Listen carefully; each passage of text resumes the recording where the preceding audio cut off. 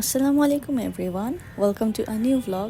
আজকের ভ্লগটা করব আমার ছোট্ট মেয়ে বেবির ফার্স্ট একটা দাঁত উঠেছে, আর ওই দাঁত উঠা উপলক্ষে আমরা একটা ছোট কেক নিয়ে একটা সেলিব্রেশনের প্ল্যান করেছি, সেটা নিয়ে একটা ব্লগ। আসলে এই দাঁতের যে থিমটা, এটা আমি যখন প্রেগনেন্ট ছিলাম তখন আমি একটা কেকে দেখেছিলাম। এরপর থেকে আমার মাথায় ঘুরছিল ছেলে বেবি হোক মেয়ে বেবি হোক যেই হোক না কেন, আমি ওর ফার্স্ট দাঁত উঠলে এরকম একটা থিমের কেক অর্ডার দিব। সো ফাইনালি সেই দিনটা চলে আসছে, আর ব্লগটাও আপনাদের জন্য নিয়ে আসলাম। দুপুরবেলা আমার মেয়ের জন্য চিকেন ফ্রাই করছি, ম্যাডাম আবার একটু চিকেন ফ্রাই পছন্দ করে। আর এইদিকে আজকে আমাদের ছোট একটা সেলিব্রেশন, তাই আম্মু একটু খিচুড়ি রান্না করছিল। খিচুড়ির সাথে খাওয়ার জন্য আমি সালাদ রেডি করছি, দুই টাইপের সালাদ। একটা হচ্ছে টমেটো, পেঁয়াজ, কাঁচামরিচ, ধনিয়া পাতা দিয়ে, আর একটা হচ্ছে শসা।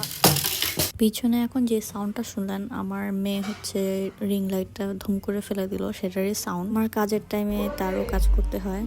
এটা হচ্ছে খিচুড়ি, খুবই মজা হয়েছিল খিচুড়িটা। আর সাথে ছিল খাসির মাংস আর সালাদ। আনিবাকে খাওয়ানো শেষ করে আমিও খেতে বসে গিয়েছি। গরম গরম খিচুড়ি, খাসির মাংস আর সালাদ দিয়ে খুবই মজা করে ভাত খেলাম আলহামদুলিল্লাহ। খাওয়া শেষ করে আমি তাড়াতাড়ি কেকটাকে নিয়ে বারান্দায় চলে আসছি কিছু ক্লিপ নেওয়ার জন্য, কারণ কিছুক্ষণ পরেই সন্ধ্যা হয়ে যাবে, আর অন্ধকারে ছবি তো আর কোনো মতেই ভালো আসবে না। তাই বারান্দায় চলে আসলাম, শীতকাল যেহেতু তাড়াতাড়ি সন্ধ্যা হয়ে যায়।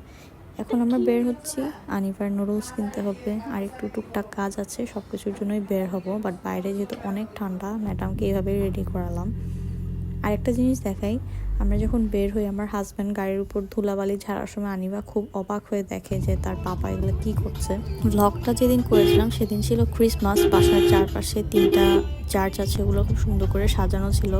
ম্যাডাম সব মানুষজন দেখে টেকে 10-15 মিনিট পর গাড়িতে আস্তে করে ঘুমিয়ে যায়, কারণ সে সারাদিন ঘুমায়নি। ঘুম থেকে উঠেই দেখে সে আগুরাতে মানুষজন জিনিসপত্র দেখে তার ঘুম তো সাথে সাথে হাওয়া।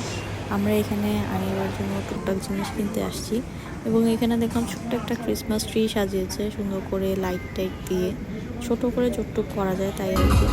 আগুরা থেকে বের হয়ে আমরা মিনিতে গেলাম। এখানে কোনো কাজ ছিল না, জাস্ট এমনি এক চক্কর ঘুরতে যাওয়া। এরপর আমরা গাড়িতে তেল নিতে আসছি।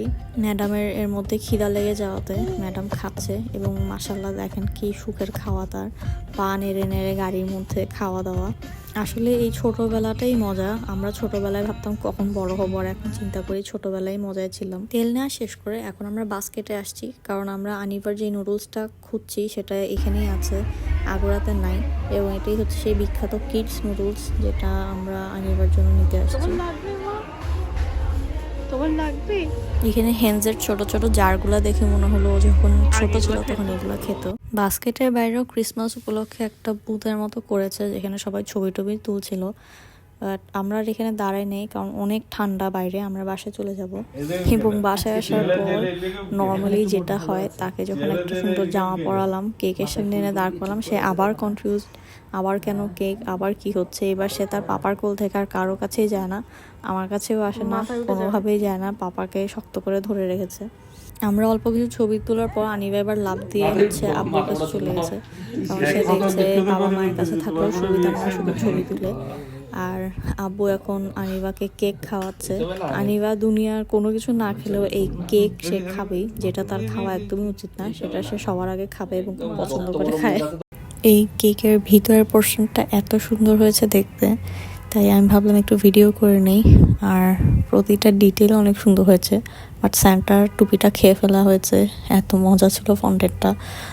এইদিকে ব্রাশটা আর গাছটা খুলে রেখেছি। কেক কাটা হয়ে গেছে, বাট এখন আমরা খাওয়া শুরু করি নাই, প্লেট টেট নিয়ে আসছি, সবাই এখন খাওয়া স্টার্ট করব। নর্মালি কেক অনেক মজা হয় এই আপুটার, আনিবাকে আমি একটু খাওয়াই দিচ্ছিলাম, এবং সে তো খাবেই, তার কোনো না নাই, এবং আমিও খাচ্ছি এখন। কেকের টেস্টটা এত ভালো ছিল মাশাআল্লাহ, বলার বাইরে।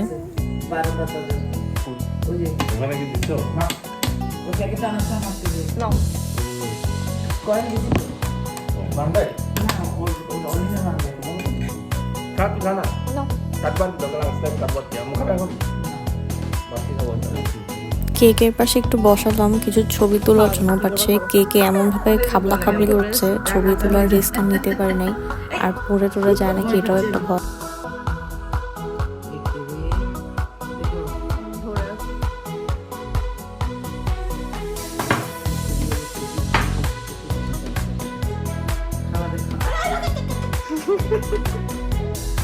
খালাদের খাওয়া দাওয়া সব শেষ।